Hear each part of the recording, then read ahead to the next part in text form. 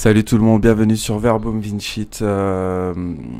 Désolé pour les petits bruits de fond, c'est l'été, on ouvre les vitres. Alors, et l'hiver aussi d'ailleurs, faut aérer. Alors, aujourd'hui on va parler du pérennialisme, on va le faire vite fait, mal fait. On va prendre pour point de départ des commentaires que j'ai reçus.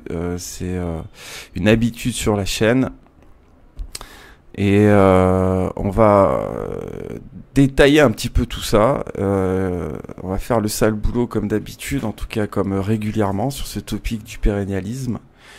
Et faire comprendre ce que c'est aux gens dans les grandes lignes. On va pas partir dans les détails du détail et de la circonférence au carré de tous ces occultistes du XXe siècle. On va commencer par ça. Le pérennialisme, c'est un dérivé de l'occultisme du XXe siècle. On va commencer vraiment par cette base que je pense qu'il va vraiment falloir capter au bout d'un moment. Fondamentalement, il n'y a aucune différence entre un bouquin de Blavatsky et un bouquin de Guénon et compagnie, en fait. Vous trouverez exactement la même soupe proto-New Age là-dedans. En fait, c'est tout pareil. C'est la Kabbale, c'est le bouddhisme, c'est l'hindouisme, c'est toutes les religions du monde sont super sauf le christianisme, ou alors dans certains cas ça va prêcher une certaine forme de christianisme qui sera toujours uniquement mystique, ce qui n'est donc plus du christianisme pour ceux qui ont suivi tous mes travaux sur la mystique chrétienne. C'est pour ça que pendant 1000 ans, à part 2-3 allumés, ça n'existe pas la mystique chrétienne avant de devenir des courants fondamentaux et structurants du catholicisme moderne, donc du catholicisme de ces 1000 dernières années, notamment à cause de Bernard de Clairvaux. Si vous comprenez pas quand vous lisez ces auteurs ou en résumé, que vous vous intéressez à eux, que entre Gurdjieff, Blavatsky, Guénon, Aleister Crowley, c'est exactement la même soupe, vous passez à côté de tout l'ésotérisme du 19e, 20e siècle, qui sur base de l'ésotérisme du 18e siècle continue dans la lignée, puisqu'au 18e siècle, on va déjà avoir ces mélanges syncrétiques païens dans les loges ésotériques, agnostiques, francs-maçonnes, rosicruciennes, etc. C'est à cette époque que la swastika, qui va devenir la croix gammée des nazis, est introduite en Occident par Junius Frey, franquiste et neveu de Frank Jacob, donc kabbaliste, animé par ce principe de rédemption par le péché mis en place par Sabbatai de Séville au XVIIe siècle. C'est ce qui s'appelle d'un point de vue chrétien du satanisme. C'est Satan, ça. Quand quelqu'un te dit qu'il faut faire le mal pour appeler Dieu, pour incarner Dieu, pour faire venir le Messie ou je ne sais quoi, d'un point de vue chrétien, ça s'appelle du satanisme. C'est exactement, ouvrez les guillemets, le mauvais, fermez les guillemets, qui est expliqué dans 2 Thessaloniciens, un des premiers écrits du Nouveau Testament, que vraiment vous devriez lire. Comme tout le Nouveau Testament, bien sûr. Donc, ces ouvrages de Blavatsky à Guénon, de Crowley à Gurdjieff et compagnie ont toujours le même principe. C'est pareil pour Rudolf Steiner, pour tous les théosophes, tous les occultistes du 19e.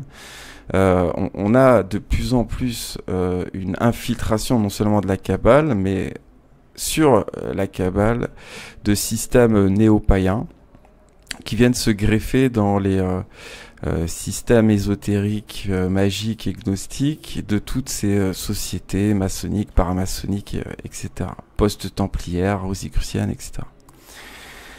Tout ceci, comme d'habitude, avec à peu près tout ce qui cloche dans la culture occidentale chrétienne moderne des 1000 dernières années, il est introduit dès le XIe siècle, notamment en France et notamment en Occitanie. On va retrouver des chants de troubadours à la gloire de Bacchus et compagnie, c'est-à-dire des chants de troubadours de dieux païens, notamment gréco-romains ici, qui traditionnellement à l'époque étaient vénérés dans des pratiques orgiaques. On buvait beaucoup et on baisait beaucoup, tout simplement. Hein, Bacchus et Dionysos et compagnie, c'est ça. Hein.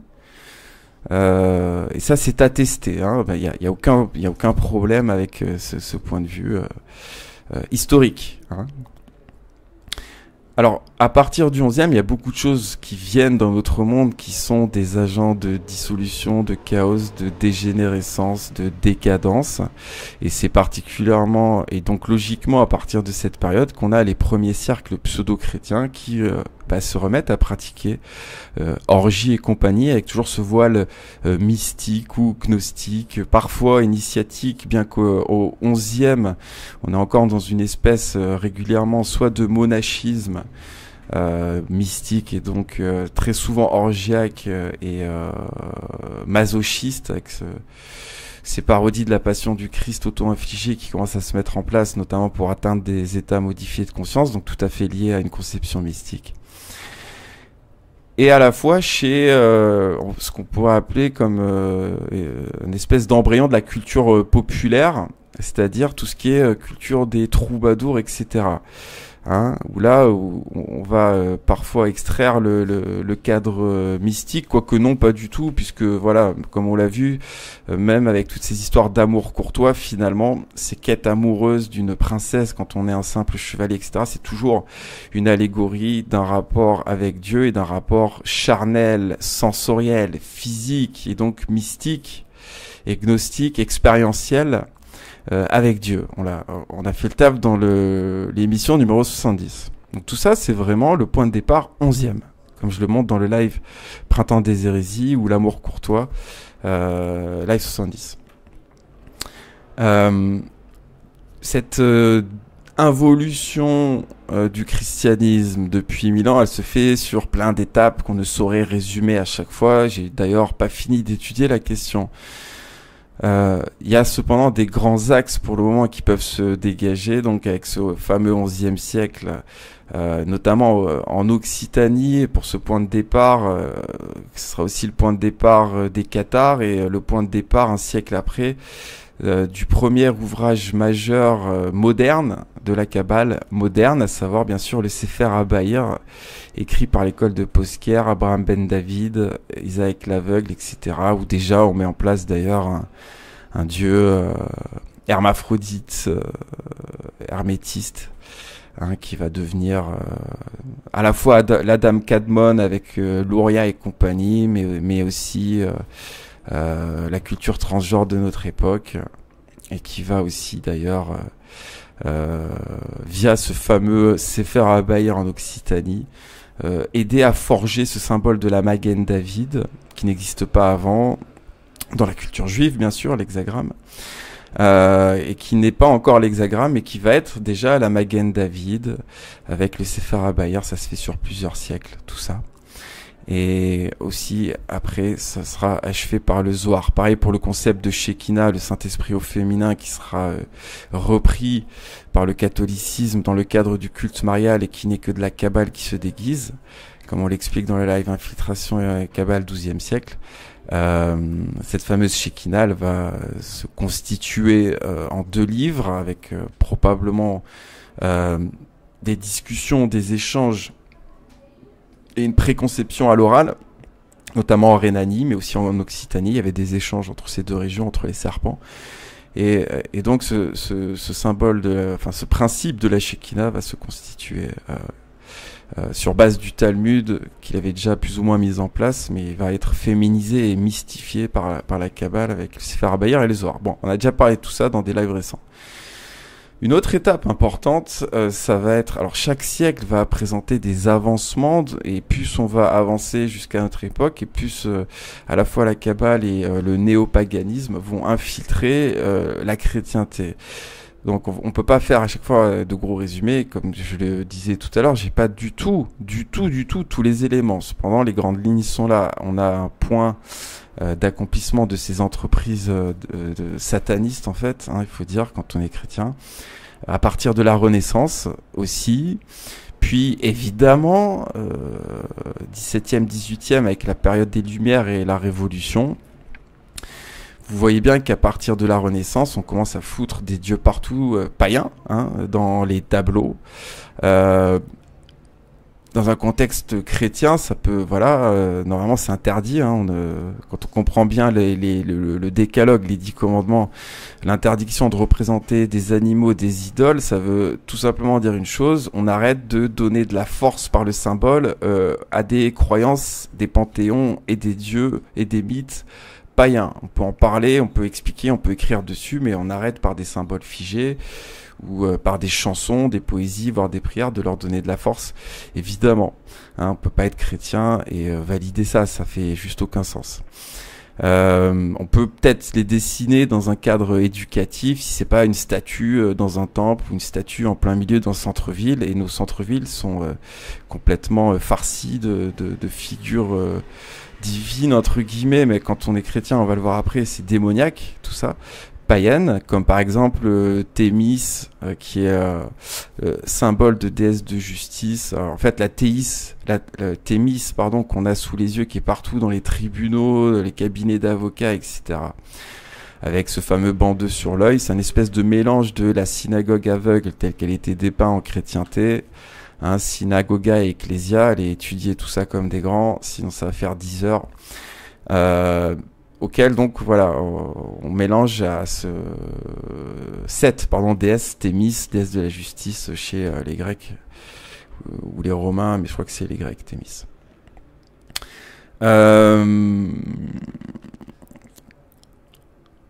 À l'époque des Lumières et de la Révolution, c'est à cette période qu'on va peut-être plus qu'avant se pencher sur des civilisations qui commencent, et qui vont côtoyer les Grecs et les Romains, mais qui commencent à exister avant les Grecs et les Romains. Je parle ici, bien sûr, de l'Égypte, de l'Inde, l'hindouisme, et de la Mésopotamie.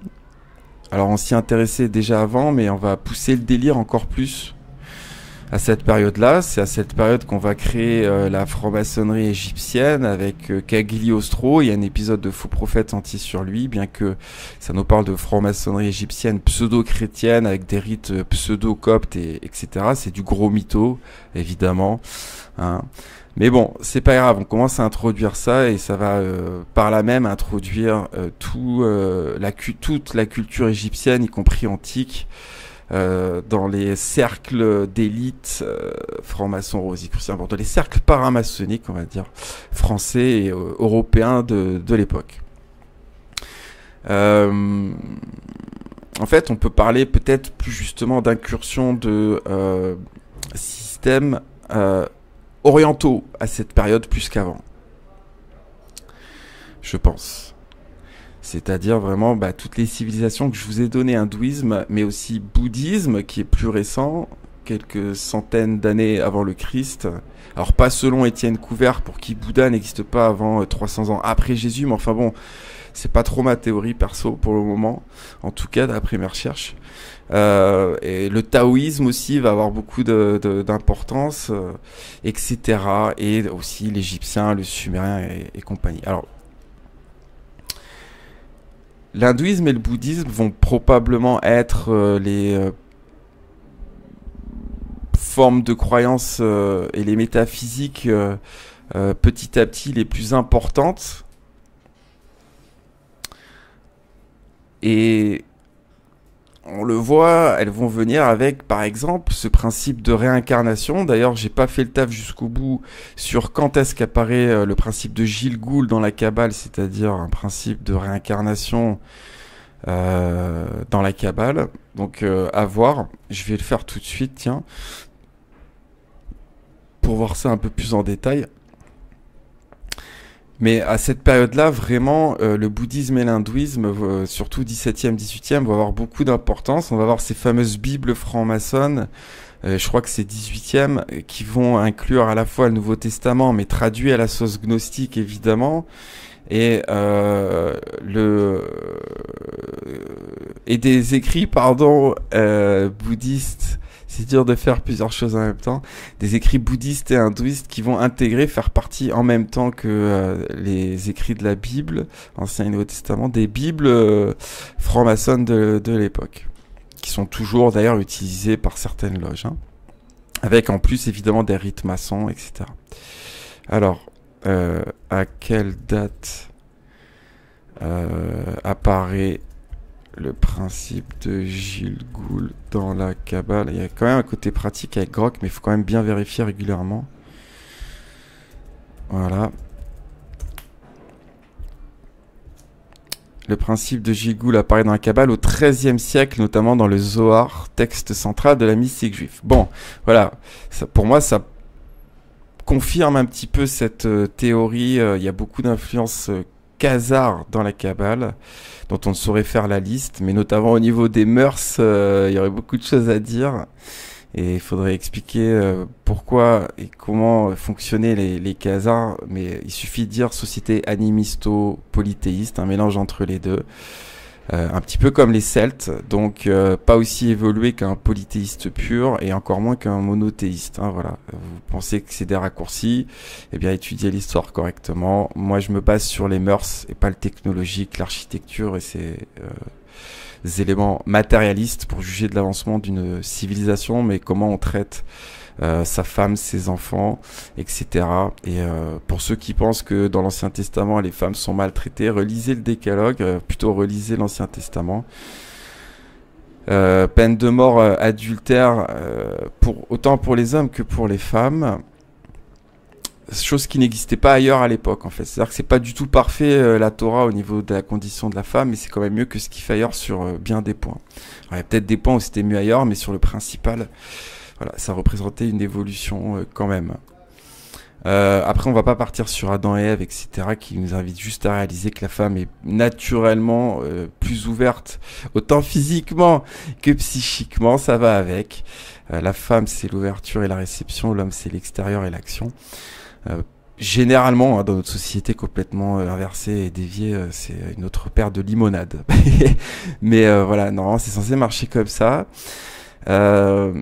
Et voilà, c'est ça aussi qu'il y a dans le mythe de pourquoi c'est Ève qui choisit de suivre le Satan, nanani, bon. Bref, quand Adam est absent d'ailleurs. Bref. Petit glapissement, excusez-moi. Donc voilà, c'est ce repère de la croix gammée, plutôt de la swastika, qui est introduit dans les loges maçonniques par un franquiste, un zoharite, comme il se faisait appeler à l'époque, par opposition avec les talmudistes avec lesquels ils étaient en guerre, hein, les franquistes. Donc toute l'équipe Jacob Frank, là, ce fils de Satan complètement dégénéré, et qui aura une énorme influence dans la Révolution française, notamment aussi via son neveu Junius Frey dans sa foulée, qui va profondément bouleverser et influencer le catholicisme, avec sa fille Ève qui va migrer en Irlande et compagnie, créer des orphelinats pédocriminels. Bon, c'est tout un chapitre, hein. Bon, étudiez ça si vous voulez, mais on va essayer de pas faire sauter la chaîne. Cette période-là qui est un petit peu une apothéose de l'horreur, en tout cas un des pics de l'horreur dans l'histoire humaine, qui est la Révolution française, un peu avant, un peu après, avec la période de la terreur notamment. C'est vraiment les fruits de la Kabbale. On va avoir la République qui va se mettre en place avec ce fameux au début religion de l'être suprême, qui est tout simplement du noachisme, hein, tout simplement. C'est pour ça que vous avez le grade de chevalier noachide dans la franc-maçonnerie. C'est pour ça que dans la franc-maçonnerie vous avez deux mythes fondamentaux. D'abord l'arche de Noé, égale noachisme. C'est pour ça que le 17e grade est très important. 17 égale 17e jour du début du déluge et 17e jour de la fin du déluge, hein, donc on est dans le noachisme symboliquement. Puis aussi évidemment le symbole du temple de Salomon. Dès que vous voyez le temple de Salomon quelque part depuis 1000 ans, y compris chez les Templiers, posez-vous des questions. Et donc ce culte de l'être suprême, Dieu merci, ne va pas prendre, mais c'était censé rester ad vitam aeternam, hein, cette espèce de et devenir petit à petit explicitement du noachisme. Ce qui était déjà en loge avait été mis en place par cette religion pour devenir entre guillemets universelle, hein, puisque avant le nouvel ordre mondial, il y avait la République universelle qui était tout simplement la même chose avec des textes, des termes de l'époque et qui signifiait tout simplement noachiisation du monde en fait, c'est tout. Hein. Et là donc je voudrais rebondir sur les commentaires que j'ai reçus de Grégory. Coucou à toi, tu commences vraiment à me casser les bonbons. Hein. T'as pas compris tout ça correctement en fait. Et on va détailler. T'es encore dans des doctrines, des pensées, des systèmes qui sont mis en place par les serpents et tu viens donner des leçons. Alors déjà, les personnes comme toi, tu m'as pas spammé et tu as des commentaires très, très hautains, donc pas du tout respectueux, mais au moins tu es poli. Bon, c'est tout à ton honneur. Moi, j'ai peut-être lâché 2-3 grossièretés parce que j'ai un peu du mal en ce moment à me contenir. Tu m'excuseras. Voilà, je te demande pardon par avance si ça va peut-être un peu dans la vulgarité parfois. C'est pas un principe très chrétien d'ailleurs, donc voilà, je vais essayer de pas le faire. Ceci étant dit, absolument tous les commentaires que tu as laissés, il n'y en a pas eu non plus 50. C'est pour dire en substance, ce que tu dis c'est pourri, pour faire ta petite promo parce que tu as lancé une chaîne qui parle de troglodytes et compagnie. Et donc tu viens pour dire, en parlant de moi, ce que cette personne est à côté de la plaque, et on va voir c'est quoi en substance ton message, pour qu'il y ait des gens qui viennent s'abonner à ta chaîne en fait. On a compris, on fait tout ça, il n'y a pas de problème. Je laisse les commentaires, même ceux où je dis je vais le supprimer parce que finalement je trouve que c'est d'utilité entre guillemets publique, même si le public est très restreint, de pouvoir lire ces échanges ultérieurement. Donc je vais laisser tes commentaires. Par contre tu vas arrêter de m'en laisser parce qu'on a compris ton point de vue, on va l'expliquer. On a compris que tu es un guénonien, tu vas peut-être le rester toute ta vie, c'est ton problème. Je t'ai donné une foule d'arguments pour conscientiser les choses. Tu n'y réponds pas d'ailleurs, hein, tu fais tes petits pavés et tu réponds pas vraiment aux réponses avec des arguments factuels. Mais tu vas arrêter de me spammer avec tes conneries en fait, parce que ça commence à me casser les bonbons. Ça m'intéresse pas d'avoir un petit pic d'énervement dans ma journée une fois ou deux par semaine parce que tu viens faire ta petite promo, ok? D'ailleurs, je me permets de te dire aussi, enlève ton avatar et change le nom de ta chaîne. T'as rien tu ne proposes absolument rien de chrétien en fait. C'est pas parce que tu vas reposter 2-3 vidéos de Egrégor et compagnie qui combattent la gnose dans laquelle t'étais à 2000% il y a quelques mois et dans laquelle tu es toujours sans t'en rendre compte, puisque le pérennialisme, l'occultisme et toutes ces conneries, c'est toujours la religion aux 1000 visages que dénonce pourtant Étienne et Couvert et compagnie que tu repostes. Il n'y a rien de chrétien sur ta chaîne en fait. Donc enlève ce symbole chrétien et change de nom de chaîne. Appelle-toi Troglodyte Compagnie, appelle-toi Jésus Guénon si tu veux, bien que ce serait un énorme blasphème, parce que tu es dans cette espèce d'entre-deux où tu penses être chrétien, mais continue à valider beaucoup de gnose et beaucoup de pérennialisme. Alors, ton point de vue, que je vais redétailler ici dans les grandes lignes, c'est que il y a des civilisations primordiales qui sont supérieures à tout ce qu'il y a eu après, y compris au christianisme et au Christ, dont on aurait majoritairement perdu toute trace, mais dont il nous reste quelques vestiges, des troglodytes, des menhirs, et des trucs comme ça. Hein. Je suis pas spécialiste en la question parce que si vous voulez, quand on regarde ce que c'est des cailloux géants ou des espèces de grottes plus. Hein, donc il n'y a pas lieu de s'extasier non plus, franchement. Mais donc avec ces vestiges et en partant du postulat que c'est soi-disant sur des sites énergétiques de fous, ce qui fait qu'ils avaient une compréhension de Dieu plus, alors que nous on est largués, tu places ces civilisations comme étant supérieures au Christ et aux chrétiens et au christianisme. Hein? Alors, que tu le veuilles ou non, parce que tu ne le conscientises pas et que tu ne veux pas l'admettre, bien qu'on te l'explique, à cette période, c'est-à-dire je sais pas moi, de moins 4000, toute l'ère néolithique, hein, tout simplement, qui est pas la même suivant les régions de toute façon, mais plusieurs millénaires avant le Christ, avant l'ère et pendant, puisque ça je vais à l'ère polythéiste, toutes ces civilisations, soit animistes, soit animisto-polythéistes du néolithique, c'était des barbares en fait. C'était des gens, que tu le veuilles ou non, qui avaient des mœurs, des modes de vie tribaux. C'était de la tribalité en fait, d'accord? Avec tout ce qui va avec. Hein, on fait des partouzes, on boit le sang, il y a du cannibalisme dans des rites sacrés, magiques ou voilà, religieux, peu importe. L'inceste, on s'en tape. Le problème de l'inceste, il va se régler sur des millénaires, mais il va être explicitement interdit à ma connaissance uniquement à partir de l'Ancien Testament, c'est dans le Pentateuque. C'était des mondes violents, que tu le veuilles ou non, avec des guerres de territoire entre tribus perpétuelles.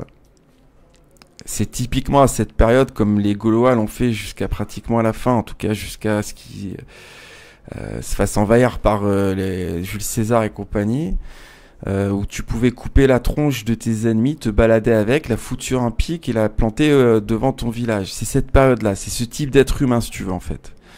Hein ? Tu peux lire un petit peu les propos des Grecs et des Romains au sujet des Gaulois, des Celtes et compagnie. Tu peux te dire peut-être que ça exagère un petit peu, mais si t'es un peu futé et que tu étudies l'histoire des religions correctement, hein, et pas uniquement chez les pérennialistes, et pas uniquement chez Mircea Eliade, pas uniquement chez Guénon, pas uniquement chez Chuon et compagnie, tu vas te rendre compte qu'il y a du vrai en fait là-dedans, et que les délires, tout le monde est bisexe, il n'y a pas trop de relations exclusives. Ça reste un peu tribal, tout simplement. C'est tellement basique, c'est des choses que des enfants de 4 ans comprennent. Vous vous êtes fait cabaliser la rondelle et vous restez sur vos mauvais acquis, parfois toute une vie, en venant donnant des leçons, c'est quand on va me péter les roustons. On va pas faire la liste de toutes les pratiques problématiques dans ces mondes-là, la pratique de la sorcellerie, tout ce qui est un petit peu entre guillemets vaudou, bien que le terme soit réservé à de l'haïtien et d'autres îles. Donc c'est un peu, on va dire, entre guillemets anachronique, mais c'est pour bien faire comprendre. C'est ce type de magie qui est pratiqué par ce type de culture animiste ou animisto-polythéiste, donc de la sorcellerie, c'est-à-dire de la magie sympathique, très élémentaire, où tu prends un objet qui ressemble à quelqu'un ou qui appartient à quelqu'un pour lui nuire ou le faire tomber amoureux en lui suçant le pied ou je sais pas quoi. Là j'invente évidemment, c'est absurde, mais vous avez compris l'idée. Ça s'appelle de la magie sympathique, c'est la première forme de magie. On est toujours plus ou moins là-dedans, sauf que ça s'est un petit peu complexifié avec la magie symbolique et notamment la magie symbolique systémique.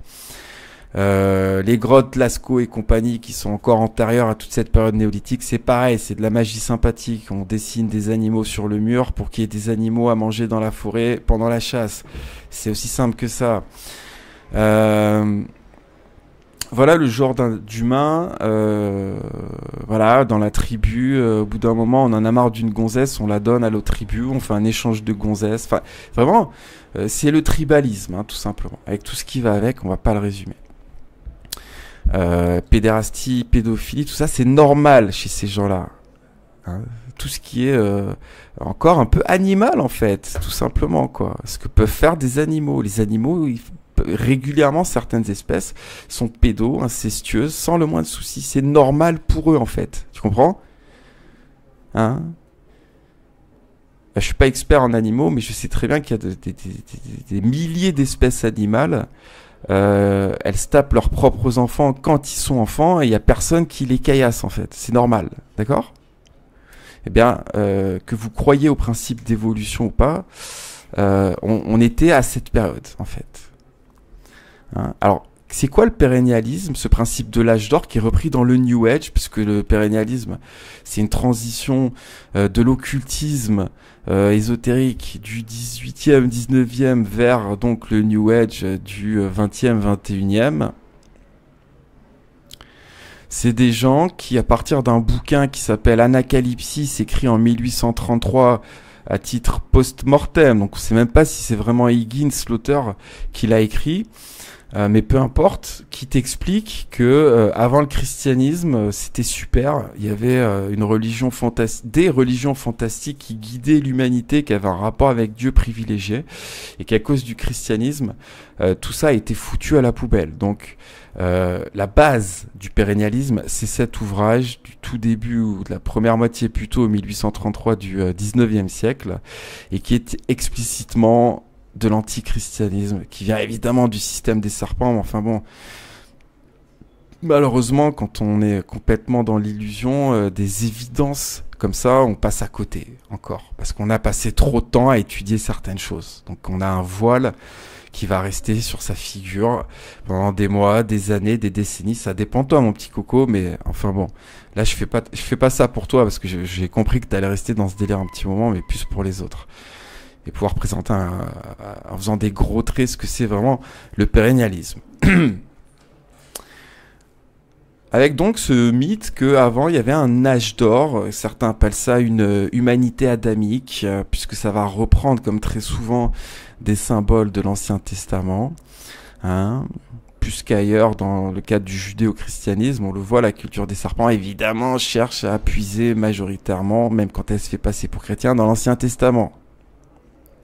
C'est pour ça que dans la franc-maçonnerie, tout vient de l'Ancien Testament. Et si tu écoutes un franc-maçon t'expliquer tout ça, il va te dire, bah oui, non, mais c'est parce qu'à l'époque de la franc-maçonnerie, il y avait autant des catholiques que des protestants, donc on pouvait pas se mettre d'accord sur Jésus. Au moins, sur l'Ancien Testament, on était d'accord. Et les gens qui gobent ça, y compris ceux qui les colportent et les francs-maçons qui font partie de ces systèmes, sont des demeurés, en fait. C'est des gros naïfs, des ravis de la crèche, des débiles. Tellement c'est évident quand on sait voir le puzzle avec toutes les pièces dans son entièreté. Vous avez par exemple la base du logo Facebook, c'est un symbole maçonnique qui s'appelle Cane and Two Balls, qui est une canne avec deux boules. Hein, il y a le symbole du pénis, nanani nana. Hein. C'est Two Balls Cane. Pourquoi ? Parce que Two Balls Cane, ça rappelle beaucoup phonétiquement Tubal-Cain, qui se dit Two Ball Cane, d'ailleurs en anglais. Donc c'est exactement le même mot en fait. Et qui c'est Tubal-Cain ? C'est un personnage dans la Genèse qui précède de peu d'ailleurs le mythe du déluge et qui est considéré dans la culture ésotérique franc-maçonne comme le père de à la fois la métallurgie, l'alchimie, etc. Donc c'est un personnage très important dans la mythologie noachide de la franc-maçonnerie Tubal-Cain. Évidemment, il n'en est rien dans la réalité. Il y a 3 lignes sur lui qui mènent pas du tout à ça. C'est un forgeron, mais c'est pas du tout un alchimiste. Mais bon, voilà, ça c'est toujours la même chose. On fait dire à des ouvrages de prophètes des conneries avec le Talmud, la Kabbale et tout ce qui va avec, le noachisme y compris. On a l'habitude au bout d'un moment. Et je vais pas faire trop de tunnel là-dessus, j'allais partir sur Adam qui a des rapports sexuels avec tous les animaux du jardin d'Éden avant que Dieu se finisse par lui donner une femme, mais c'est un élément qui fait partie du Talmud, mais enfin bon, on va pas faire trop de tunnel.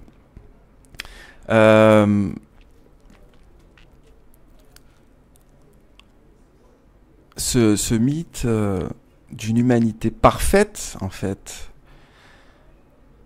en vrai, il est situé, comme je l'explique d'ailleurs dans l'article du blog sur la Genèse, à une époque, il y a des milliers d'années où l'être humain, il était vraiment très primitif. Pas primordial en fait, primitif, ça veut pas dire la même chose. C'est un terme assez dépréciatif qu'on ne devrait pas utiliser pour parler du christianisme du 1er siècle d'ailleurs, qui est dans l'inconscient collectif renvoie plutôt à quelque chose d'animiste, de tribal, etc. Hein. Mais bon, on vous fait croire que à cette époque, parce qu'il y a des lieux, il y a des lieux sacrés qui ont été très primitifs d'ailleurs dans la construction, bien que pour certains on puisse se poser des questions comment ils ont fait ça. Je veux bien, c'est intéressant, mais de là à se dire les 3 menhirs de Cromlech, je sais pas si des menhirs, mais bon, peu importe. C'est beaucoup plus évolué que le World Trade Center et les gars faut redescendre sur terre en fait. Ça c'est de la trisomie 21 en fait, c'est de la trisomie 2025 en fait. Hein? Si tu vois 3 cailloux et que tu te dis, waouh, ça c'est parfait, putain, mais à cette époque-là, l'humanité était tellement proche de Dieu. Oh mon Dieu, oh Seigneur, reviens. Oh, c'est de la merde ce qu'on fait maintenant. Je suis d'accord, c'est de la merde ce qu'on fait maintenant. Mais de dire que ça c'est plus évolué, plus avancé et même plus proche de Dieu qu'une cathédrale ou que c'est juste débile en fait. C'est 3 cailloux, hein, c'est 3 cailloux. Et pareil pour les troglodytes, etc. Y a rien de fou en fait. Ça correspond tout à fait à cette espèce d'étape encore un peu animale où on découvre la construction, d'accord ? C'est comme un outil primitif, ce sont des habitats et des lieux sacrés primitifs. Encore une fois, ce qu'un enfant de 2 ans et demi peut constater. Tu prends un enfant de 3 ans, tu le mets devant soit une cathédrale, soit un gros édifice. Tu lui dis c'est quoi qui te paraît le plus évolué et il va te dire il va pas te répondre les dolmens en fait. D'accord ? Alors, soi-disant, il y aurait des lieux telluriques de fous qui prouvent qu'ils avaient conscientisé, nanani. Bon, en fait, on s'en tape de ça. On n'est plus dans ce genre de conneries avec le christianisme. Je te l'ai expliqué en commentaire. Je te l'ai expliqué. Avec le christianisme, le royaume de Dieu, c'est toute la terre, là où il y a des chrétiens qui prient Dieu au nom de son Fils. C'est pas compliqué à comprendre, ça, c'est texto dans la Bible. La Jérusalem céleste, c'est partout là où il y a des rois qui viennent s'agenouiller devant l'agneau, en fait. C'est pas compliqué à comprendre quand c'est écrit texto. Pourtant, il y a plus ce principe du temple. Le fait que le christianisme soit une religion de la destruction du temple, ça ne devrait pas vous échapper. C'est aussi pour détruire la privatisation du pouvoir sacré par une élite dégénérée par le pouvoir. C'est un des principaux points que amène Jésus pour nous faire évoluer dans notre conception et notre rapport au sacré. Allô, c'est la base en fait. C'est juste la base du christianisme. Hein ? Quand il dit « détruisez ce corps, je le reconstruirai en 3 jours » et qu'en vérité les pharisiens ils pensent qu'il parle du temple de Jérusalem et qu'en fait il parle de son corps, c'est le même principe. Son corps va être détruit, puis il va revenir, puis il va remonter au ciel et l'église, c'est-à-dire lui-même, le corps du Christ devient les croyants, pas une église. Une église c'est là où tu apprends le catéchisme, un peu comme une synagogue. C'est pas là où tout le sacré est consacré en fait. C'est pas ça qui était censé apporter le christianisme. Hein. Mais bon, ça on l'explique tellement beaucoup sur cette chaîne. J'espère que vous le comprenez bien parce que c'est texto dans vos Nouveaux Testaments, d'accord ? Donc moi je suis pas là en train de dire la cathédrale c'est super, l'Empire State Building c'est super, Big Ben c'est super et compagnie, la Tour Eiffel c'est super, c'est de la merde. Je suis en train de dire que c'est plus évolué que 3 cailloux géants ou 3 grottes à la con. Et que eux aussi, ces choses-là sont construites sur des lieux telluriques spécifiques. Ils sont à fond dans ce délire-là, les serpents aussi. Hein, donc ça veut dire quoi ? Qu'ils sont plus proches de Dieu parce qu'ils ont repris des lieux sacrés pour en faire des méga lieux de lien avec le divin. Des méga antennes pseudo-spirituelles. Hein ? En fait, ce que vous pensez être plus évolué, vous le retrouvez sous vos yeux dans la culture des serpents, et vous pensez que c'est supérieur au christianisme, parce que vous avez toujours pas lu le Nouveau Testament en entier, ou alors vraiment, il y a tellement d'encrassement gnostique, ici pérennialiste, que il faut le lire tous les jours pendant 10 ans pour que ça commence à faire ses effets, en fait. Je comprends pas. Tu crois que c'est quoi la Tour Eiffel en fait, Coco, dans la tête des gens qui l'ont construite? Tu crois que c'est pourquoi à cet endroit-là, nanani, nanana, qu'est-ce qu'il y avait avant à cet endroit? Enfin bon, bref, c'est vraiment... franchement, je suis consterné. Heureusement qu'il y a des commentaires qui montrent que beaucoup de gens comprennent aussi, parce que je suis consterné en fait. Il y a autre chose dans tes propos. J'ai pas tout retenu si tu veux. J'ai déjà fait des réponses écrites. Là, on fait dans les gros traits. On reviendra un peu sur Guénon, etc. après. Mais tu me dis, alors, sur une vidéo Retour au Christ, tu me dis que les Grecs et les Romains, on peut pas savoir comment ils vivaient parce que l'histoire, nanana. Bon, excuse-moi, on a quand même des éléments. Après, si t'es en mode d'ortiguier, tous les écrits de l'Antiquité sont écrits par des philosophes des Lumières qui mentent. Si c'est ton délire d'être dans le récentisme, ok, on va pas pouvoir discuter ensemble, c'est pas grave. Mais il y a quand même de quoi se faire une idée, si tu veux, avec ce qu'on a en traces écrites, archéologiques, etc. On a peut-être pas tout sur les Égyptiens, les Sumériens, les Grecs, les Romains, etc. Hein, on a quand même 2-3 éléments, si je puis me permettre. D'accord? Donc arrêtez avec vos conneries, s'il vous plaît, là-dessus. Avec ce délire, tout est inventé, tout est faux. On peut pas vraiment savoir. Mais pourquoi d'ailleurs, si on peut pas savoir, pourquoi Guénon aurait plus raison, ou je sais pas quel pérennialiste à la con tu lis encore, aurait plus raison que 2000 ans d'histoire, entre guillemets, académique, qui commence à être récupérée par les serpents. L'histoire existe avant l'ère moderne, évidemment. Hein. Les premiers historiens, c'est l'Antiquité, justement. Explique, du coup, pourquoi Guénon aurait plus raison que 2000 ans d'histoire, dans laquelle il y a probablement des conneries à rectifier, voire des mensonges explicites, notamment depuis les Lumières, mais y a quand même des choses qui pouvaient pas gommer, hein. C'est un peu plus fin et un peu plus pernicieux que ce que vous pensez comprendre, hein, vraiment. Et grossièreté là dans vos têtes. Explique pourquoi Guénon il aurait plus raison avec ses mythes de tout était mieux avant le Christ, en fait, en gros, ou avant la civilisation chrétienne, si tu préfères. Hein? Y a rien qui atteste. Il y a beaucoup plus de choses archéologiques, historiques, etc. qui attestent que... Après, si vous partez du principe, dès qu'on trouve quelque chose, que ce soit un écrit ou un monument ou que sais-je encore, un objet, ça ne vous arrange pas, ça conforte pas vos croyances. Et vous partez en mode, ça c'est du fake, c'est sûr. Parce que moi, Zélu Guénon, il dit que... il y a 6000 ans, on avait un rapport avec Dieu privilégié, c'était l'âge adamique, en fait. Et c'est supérieur au Christ et au christianisme. Déjà, tu ne peux pas être chrétien si tu places pas le Christ au-dessus de tout. Enfin, ça, c'est une évidence aussi. Et ça prouve bien que tu comprends pas ce que c'est le christianisme, hein, si tu parles là-dessus. Et il parle là-dessus explicitement, le Gugus. Hein. Ces gens-là, pour lui, sont vraiment supérieurs au Christ et au christianisme. Hein. Il n'y a même pas ce délire qu'on peut avoir ici.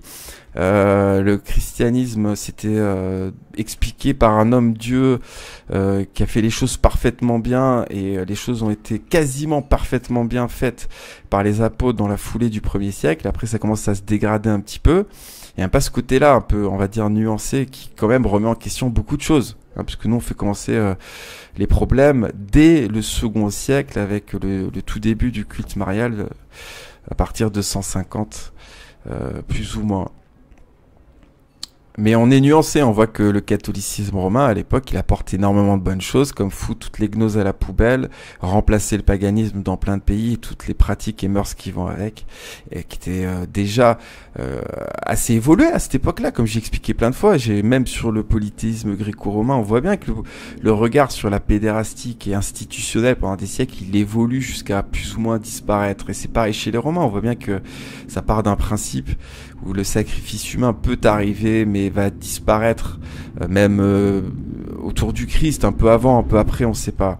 On voit bien qu'il y a des évolutions, on parle de période de plusieurs siècles.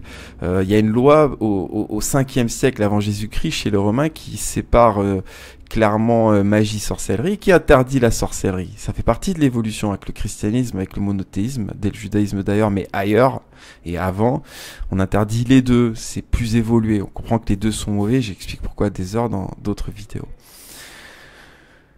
Bref, tu me dis que ces gens-là, les dieux qu'ils priaient, ce n'étaient pas des démons, puisque j'explique le point de vue chrétien normal, hein, depuis 2000 ans, à part chez les kabbalisés depuis quelques siècles malheureusement.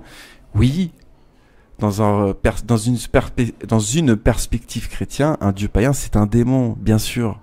Évidemment, parce que c'est une création avant tout humaine, c'est de la psyché humaine avant tout, plus que une forme divine. Hein? Et ça, c'est dès l'Ancien Testament, tout ce qui n'est pas Dieu, c'est Satan, c'est des mauvais dieux, c'est des démons, c'est dès l'Ancien Testament, c'est la base du monothéisme en fait. Hein. C'est chaud d'expliquer ça. Donc, évidemment, je sais très bien que ces gens-là, ils priaient pas des démons au sens propre. Ils étaient pas en mode pas zouzou, fais en sorte que j'ai plein d'argent et que ma femme revienne Euh, dans des civilisations, on pouvait tuer les femmes qui trompaient, d'ailleurs, alors que chez les juifs, adultère, c'était peine de mort pour les deux. Enfin bon, voilà. Hein. Bref. Quel était mon point? Je commence à m'égarer, je commence à fatiguer. Oui, ils priaient leur Dieu, ils pensaient ils pensaient que c'était des vrais dieux pour certains, et d'autres qui les avaient mis en place savaient que c'était des figures métaphysiques engendrées certes par l'homme via des symboles, images, noms et mythes, mais aussi pour eux une bonne définition des énergies divines. Bon, voilà. Hein. Certes, mais pour nous, chrétiens, ce sont des démons, pour les raisons que je viens d'expliquer, parce qu'en fait, ce sont des mauvaises perceptions du divin. Hein. Les dieux égyptiens sont tous incestueux, il y a beaucoup d'histoires d'ailleurs de bisexualité entre Osiris et Seth, je crois. On va faire un live entier là-dessus, de toute façon, la bisexualité dans les mythes polythéistes qui reviennent via la Kabbale au Moyen-Âge. On va faire un petit exposé, un de ces quatre, que je viens de résumer en une phrase. J'ai un peu tout spoilé là, mais enfin bon, on commence à comprendre le principal, ça revient souvent à répéter les mêmes choses. C'était des dieux violents, c'était des dieux jaloux, et on voit d'ailleurs que le Dieu de la Torah va conserver un petit peu certaines de ses erreurs jusqu'à certains prophètes de l'Ancien Testament qui vont donner le Christ en bout de course. On va avoir des dieux pédérastes comme Zeus, avec le mythe de Ganymède, etc., qui vont imprimer ça dans le réel, évidemment, parce que ce que fait ton dieu, c'est toujours le modèle de l'homme, le dieu, en fait. Hein, si vous n'avez pas compris ça, vous n'avez rien compris aux religions. Le dieu, c'est pas l'élément métaphysique auquel on fait que se soumettre la tête en bas, et d'ailleurs c'est aussi pour ça que l'incarnation divine et le christianisme et le parachèvement parfait de tout ça, on comprend qu'un dieu, ce sera toujours le modèle, conscient ou pas, et que ce que se permettent les dieux, c'est considéré comme permis dans les sociétés de près ou de loin, puisque si un dieu le fait, c'est-à-dire que c'est une bonne chose, puisque le dieu, c'est celui qui est au-dessus de tout, qui comprend tout, et qui donc sait ce qu'il faut et ce qu'on peut faire. Hein. Voilà. On va pas faire la liste de tous les défauts. On en parle dans le live Abel et Caïn, avec ce mythe fratricide qui passe du divin dans les systèmes polythéistes à l'humain dans le cadre de l'Ancien Testament. C'est très intéressant, ce processus, ce transfert, qui explique beaucoup de choses. Bref, ce ne sont pas des démons pour eux, mais pour nous, c'en sont. Et tant que tu considères pas que les dieux païens, c'est des démons, hein, tu peux les étudier des heures, hein, mais si tu penses que c'est pas des démons, t'es pas chrétien, en fait. C'est toujours pareil. C'est la base de la base de la base de la base. Hein. Certes, ça fait 1000 ans qu'on nous fait déformer tout ça. Et on en arrive à notre époque avec des catholiques qui font de l'astrologie, des catholiques qui font du tarot, des catholiques qui font de la kabbale, voire même de la magie kabbalistique, des sceaux de protection kabbalistique au nom du Christ. On pourrait partir sur l'abbé Julio et compagnie, encore un serpent qui est dans toutes les librairies, qui faisait partie de l'église gnostique catholique. Bon bref, c'est un gros sujet, abbé Julio. On parlait un petit peu de ce genre de personnage pseudo-chrétien 19e, 20e, avec des pédocriminels d'ailleurs dans le faux prophète sur Eliphas Lévi. Hein. Puisque la gnose et le satanisme, en fait, en bout de course, ils vont prendre très régulièrement des voiles chrétiens, hein, évidemment. Depuis 2000 ans, ça, hein, d'ailleurs, comme j'explique dans le live Infiltration messianique. Donc ça, si ça te va pas, mon ami, reste dans tes croyances, mais t'es pas chrétien, en fait. Donc continue finalement de mettre tes symboles chrétiens en avatar et qui tuent ses compagnies, parce que finalement ça les fout dans la tête de certaines personnes qui vont croiser ta chaîne. Donc tant mieux, ça fait vivre cette énergie, mais tu comprends pas ce que ça veut dire, en fait, hein, je te le dis tout de suite. Hein. Et je rappelle que les premiers chrétiens, ils ont rien construit, ils se réunissaient dans de simples maisonnées, parfois dans des synagogues, surtout les premières décennies, pour d'ailleurs récupérer et convertir des juifs au christianisme. Mais ils n'ont rien construit au 1er siècle, hein, ni troglodyte, ni cathédrale, d'accord ? Voilà. Pourtant, c'est la perfection, la période apostolique de ce qu'on pouvait faire en termes de christianisme, hein, adapté à son époque. Que dire de plus ? J'aimerais faire un petit focus sur, que j'ai plus ou moins déjà fait, mais enfin bon, sur Guénon et compagnie, justement, c'est juste la suite logique de la théosophie. Enfin, je sais pas, moi, lisez Blavatsky, lisez la plupart des bouquins de Guénon après, vous voyez bien que c'est la même chose. Vous voyez bien que l'ordre hermétique de Luxor, auquel a fait partie Guénon, et la société théosophique, c'est exactement la même chose, sauf qu'il y a plus de pratiques mystiques et magiques chez Luxor. Ils ont le même logo, le même adage, les mêmes symboles, les mêmes doctrines, les mêmes pratiques, les mêmes principes, les mêmes syncrétismes. Ah, faut être gogol hein, pour croire parce qu'ils se sont clashés à un moment donné, parce que Guénon a fait des bouquins sur Blavatsky, que c'est rien à voir, qu'il y en a un qui est supérieur à l'autre. Faut vraiment être gogol, franchement. Bref, c'est fou ça. Il y a deux jumeaux à côté, il y en a un, il est pas coiffé pareil, et les mecs qui sont devant, ces deux êtres humains sont complètement différents. Ils ont probablement pas du tout les mêmes parents et pas du tout la même vie. C'est chaud, hein. C'est exactement les mêmes syncrétismes occultistes, individualistes de développement personnel à la con basés sur ce mythe de l'âge d'or avec des histoires de tout est mieux avant et le christianisme c'est caca Bouddha, le catholicisme romain des premiers siècles c'est absolument horrible, ils ont tout fait faux, nanani nanana. Toutes ces bêtises, on les connaît maintenant, hein, c'est bon, on a l'habitude, qui sont des outils de serpent pour déchristianiser le monde, et toujours aller ailleurs, et toujours aller dans la mystique. Alors qu'est-ce qu'on trouve dans les bouquins de Guénon? En fait, ce qui est marrant, c'est qu'on trouve de la cabale partout, du Métatron, des histoires plus ou moins d'ovnis, d'aliens, et ce genre de conneries, de sornettes, d'inepties. On trouve de la mystique, en veux-tu, en voilà, de l'hindouisme, en veux-tu, en voilà, du soufisme, en veux-tu, en voilà, du bouddhisme, en veux-tu, en voilà. Et c'est toujours avec ce prisme mystique, ésotérique, qu'on trouvait dans toutes les loges depuis donc plusieurs siècles, puisque Guénon était franc-maçon, comme toute cette ribambelle de serpents chefs, en tête de gondole et dans tous les rayons d'ésotérisme et de spiritualité du monde entier depuis des décennies. Ça, c'est le premier indice, ce que le système vous donne à bouffer si vous êtes partout, tout le temps, réédité partout et tout le temps, mis en avant tout le temps, Guénon lu par le roi d'Angleterre, plébiscité par François Hollande. Bref, si vous captez pas que ce que le système vous donne à bouffer c'est de la chiasse, bah continuez d'ingurgiter de la chiasse et donc d'incarner de la chiasse, d'accord? C'est votre problème. On trouve aussi, évidemment, à chaque fois que ça va parler de christianisme moderne, de catholicisme et compagnie, ça va toujours être pour sucer les projets des serpents, les projets de la cabale. C'est marrant. Guénon était à fond de mythe du Graal et de mythe arthurien. Le problème, c'est un serpent khazar, pseudo-chrétien et vrai kabbaliste, ou proto-kabbaliste plutôt, chrétien de Troyes, qui, avec ses petits camarades qui le précèdent, qui met en place tout ça à partir du 11e, 12e siècle. Lui, c'est 12e, mais il a des précédents dont j'ai oublié le nom.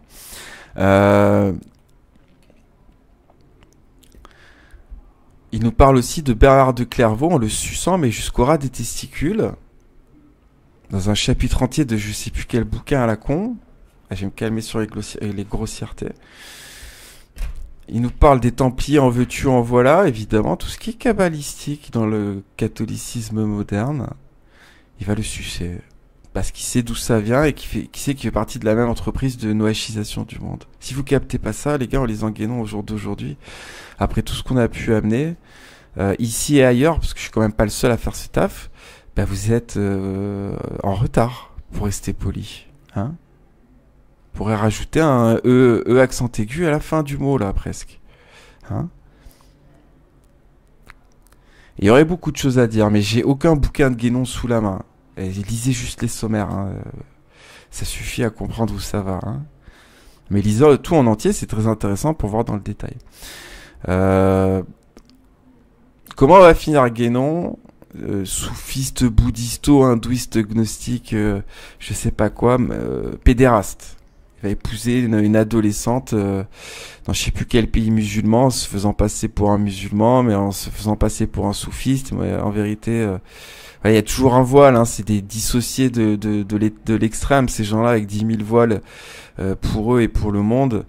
Donc en fait, t'as une première couche à la fin de sa vie, puisque le mec commence plus ou moins pseudo-chrétien, pseudo-catholique, mais bon, on va pas faire la bio, je la connais pas par cœur. il finit soufiste. Alors il finit pseudo-musulman, mais en fait il est soufiste, mais en fait il est bouddhisto-hindouiste, mais en fait il est kabbaliste, mais en fait c'est un putain de noachide, en fait, c'est tout simplement de noachisant en fait. C'est probablement directement un talmudo-kabbaliste évidemment, de culture et d'origine. Enfin bon, ça s'il faut vous l'expliquer, comme Crowley, comme Blavatsky. Avec toujours ce voile pseudo-antisémite à cette période d'ailleurs, parce que c'était l'époque où il fallait nourrir cette force. D'où vient le mythe de l'arianisme? Pas l'arianisme d'Arius évidemment, mais l'arianisme où des abrutis finis se mettent à croire qu'il y avait une race supérieure caucasienne germanique qui a existé. C'est toujours pareil, c'est toujours le mythe de l'âge d'or, sauf que c'est plus des Égyptiens, c'est plus des Sumériens, c'est plus des animistes, c'est des germaniques, on va dire, pour résumer. C'est des ariens, tout simplement, qui seraient à l'origine de tout, y compris de toutes les religions, de toutes les formes d'intelligence, qui étaient supérieurs sur tous les points de vue à l'humanité actuelle. Bon, cette énorme arnaque de serpent qu'est l'arianisme, qui va servir notamment à justifier le pangermanisme de la société secrète Ultima Thule, et dans la foulée de ces doctrines pangermaniques, le nazisme du Khazar Adolf Jacob Hitler et tous ses amis pour légitimer Israël. Tout ça, c'est la même soupe entre guillemets pérennialiste. Vous pouvez même enlever les théosophico-pérennialistes. Vous voyez bien que théosophique et pérennialiste, c'est la même chose en fait. C'est exactement la même limonade avariée, quoi. Pleine de poison. On voit d'ailleurs qu'il y a toujours ces symboles mélangés, autant chez Steiner que chez les nazis. On l'a vu dans le film d'Indiana Jones, c'est la mythique nationale templière, je sais pas comment appeler ça, mais ces mélanges entre occultisme nazi, symbole de l'ordre du temple, avec le Graal, avec les Templiers directement liés aux nazis dans beaucoup de contes et de mythes de la culture moderne, voire même contemporaine, il faudrait dire ici. Les mélanges avec le bouddhisme tibétain, comme chez les nazis, enfin bon, etc., etc. Tout ça, c'est déjà plus ou moins chez Blavatsky. C'est aussi, pardon, chez Crowley, quoi. C'est la même chiasse de Satan, tout ça. Putain, je vous en supplie, ouvrez les yeux, sans déconner. On va pas devoir répéter ça en étant dit pecno pendant 150 ans avant que ça soit compris par la masse, quand même, sans déconner. Faites le taf, y compris en vous-même, au bout d'un moment. C'est douloureux, mais faites le taf. Oui, ça veut dire, au bout d'un moment, je me suis fait balader pendant 10, 15, 20, 30, 40, 50, 60 ans. Et alors, c'est quoi qui est important? C'est de réaliser qu'on s'est fait baiser. Ouh là là, je vais me calmer. C'est de réaliser qu'on s'est fait avoir et du coup on se fait plus avoir, au moins sur ces points, ou c'est de continuer par fierté à nourrir la bête. Je sais pas, c'est quoi le mieux pour vous et pour le monde, à votre avis? Foutez votre fierté de côté un petit peu, les gars. Moi j'ai foutu 40 ans de culture à la poubelle, ou plutôt je m'en sers pour la dénoncer, mais je suis passé je l'adulais, je la dénonce. Ça fait mal au début, mais c'est salvateur. Et pas que pour vous, pour le monde aussi. Que dire de plus sur lui? Parce qu'évidemment, c'est vraiment je vais faire très court aujourd'hui, moins d'1h30, j'espère. Court et impactant. Parce qu'écouter un mec râler, beaucoup d'énergie négative, plus que d'habitude ici, c'est un peu saoulant. Je commence à me saouler moi-même, d'ailleurs. On va parler de Chuon vite fait, mais c'est pareil, le mec finit animiste dans des tribus indiennes, accusé de viol sur des adolescentes. Enfin, gardez ce principe phare du Christ. Les personnes qui vous enseignent quelque chose, mais qui derrière sont des hypocrites, des pourritures, des menteurs, les écoutez pas en fait. C'est pas possible. Ça s'appelle un faux prophète. Ça s'appelle un gourou en fait, plus exactement. D'accord? Si quelqu'un nourrit la pédérastie, la pratique, comme le mec de la fraternité blanche avec sa cabale noachide, là, le symbole principal de la fraternité blanche de mes couilles, Imanov, Omanov, je sais pas quoi, et son binôme là, puisqu'il y en a un autre dans la foulée qui lui ressemble, là c'est deux barbus blancs avec les cheveux longs blancs. de suppôts de Satan évidemment, avec toujours un très grand pouvoir à notre époque, et des relais toujours comme les délires esséniens, Manitara et compagnie. Ces gens-là, ils utilisent des symboles qui vous font tout comprendre. La Kabbale avec un arc-en-ciel au-dessus, si vous comprenez pas ce que ça veut dire, vous êtes un retardé, on va dire. Vous êtes un retardé. D'accord ? Vous êtes instrumentalisé par la bête, toujours là, hein, par le faux prophète plutôt, pour reprendre des symboles de l'Apocalypse de Jean. Donc voilà, je pense que sur Chuon, ceux qui ont mieux fait le taf, c'est Grégor, dans je sais plus quelle vidéo, mais enfin bon, allez fouiller leur bouchée double, c'est dans un épisode de bouchée double où et Grégor fait le taf sur Chuon en rapportant tous ses problèmes liés à la pédérastie et au viol, en fait. C'est des démons, c'est des gros dissociés, ils sont en enfer. Donc vous écoutez des démons, vous êtes leurs agents sur Terre. Hein. C'est comme tous les gens qui continuent de défendre Crowley, ils sont possédés par une force démoniaque qui est Crowley, en fait, tout simplement. D'accord. Ça, c'est le point de vue chrétien normal, en fait. Et si ça vous fait pas plaisir parce que vous aimez bien Crowley, bah vous foutez Crowley à la poubelle, ou alors vous faites de votre faiblesse une force en réalisant correctement ce que c'est qu'il était vraiment, et vous commencez à faire des vidéos. Ok, j'ai réalisé Crowley, en fait c'était pas ce que j'en pensais, je vais expliquer pourquoi, je vais me servir de mes connaissances sur lui pour le critiquer et convaincre des gens.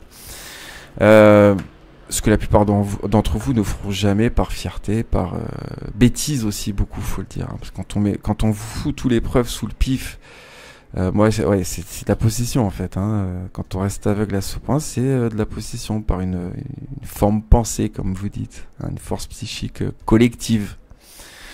C'est compliqué de s'en émanciper, mais enfin bon, on peut pas faire plus que la dissoudre par la lumière de la vérité. C'est le seul moyen en fait. Après, il y a une histoire de volonté, de libre arbitre, d'orgueil, de fierté, et parfois aussi de stupidité. Je sais pas comment dire ça. Hein. Que dire de plus sur le petit sujet du jour? Je réfléchis.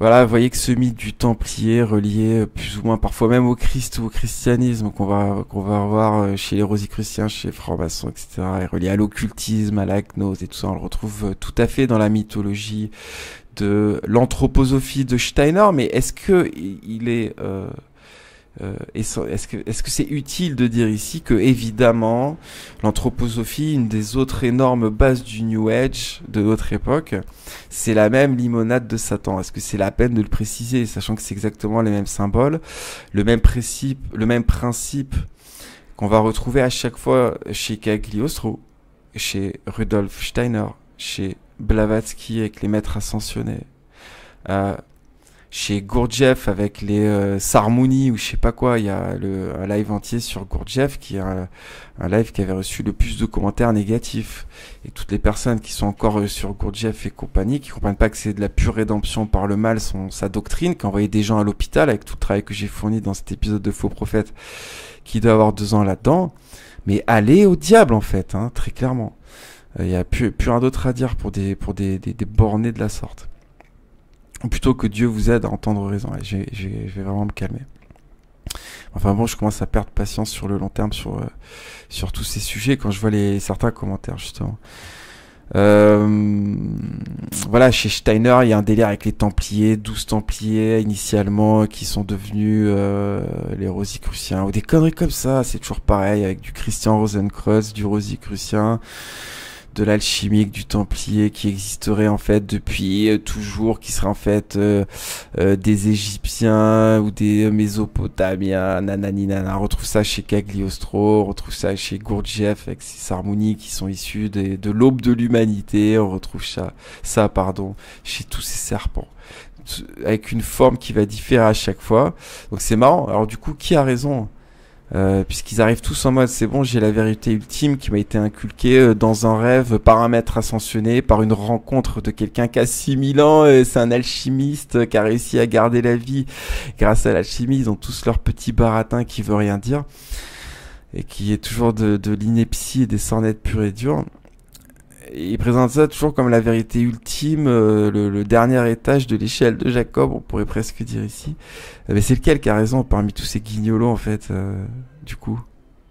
puisqu'ils ont tous une version différente. Y compris dans la doctrine qu'ils vont proposer, bien que ça soit toujours de la soupe luciférienne gnostique et du proto-développement personnel de merde.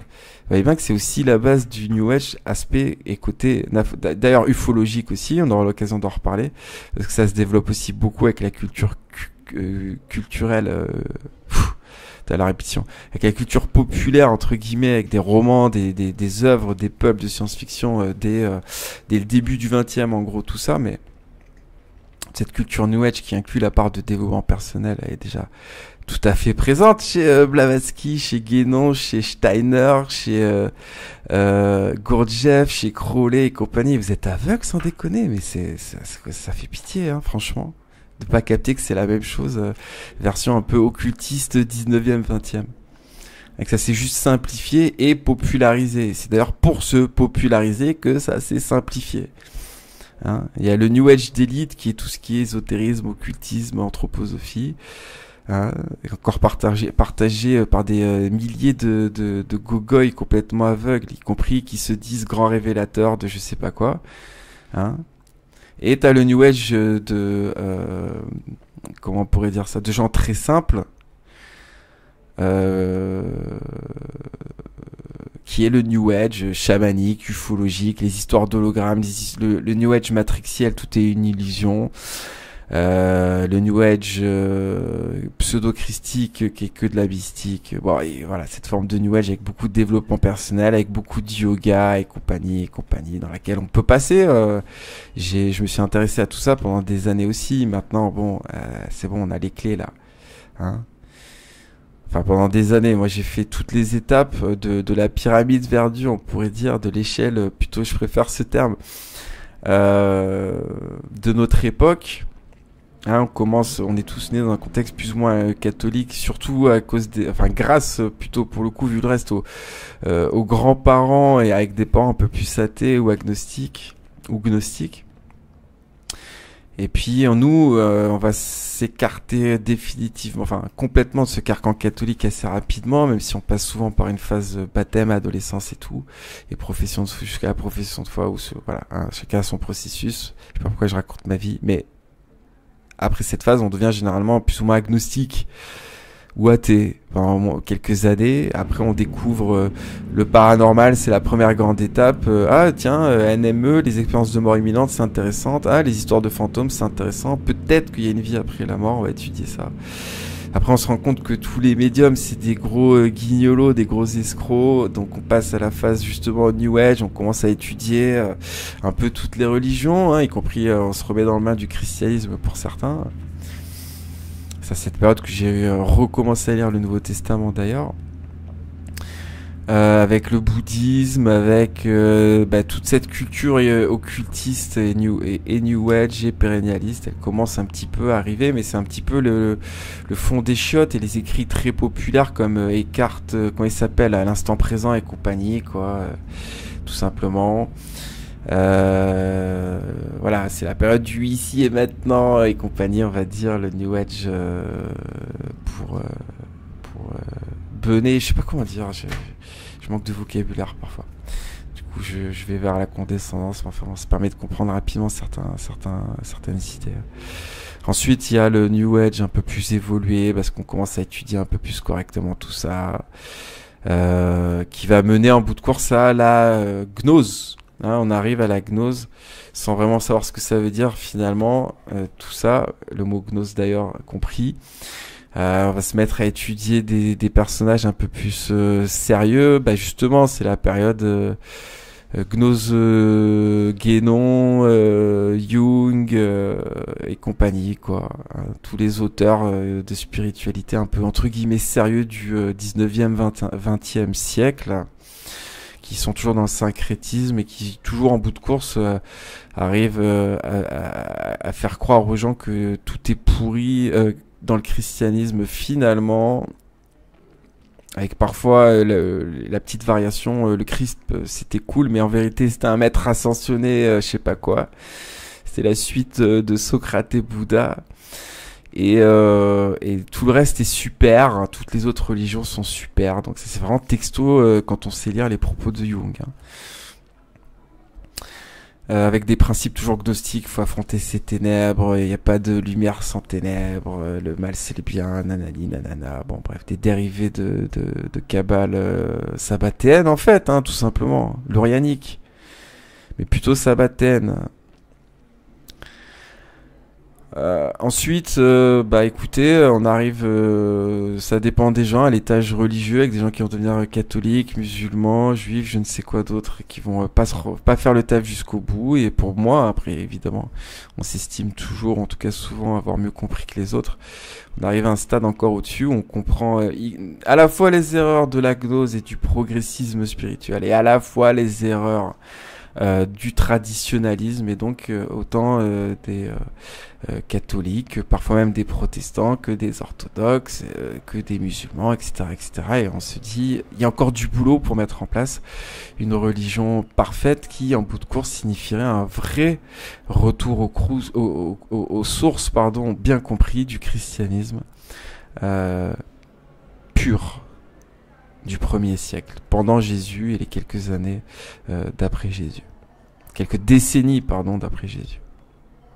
La période du Nouveau Testament. Hein. Et coucou Mystéria, le Nouveau Testament n'a pas été écrit à la fin du 2e siècle, à cheval sur 3e, ou je sais pas quelle connerie. Il y a des mecs qui sont tarés.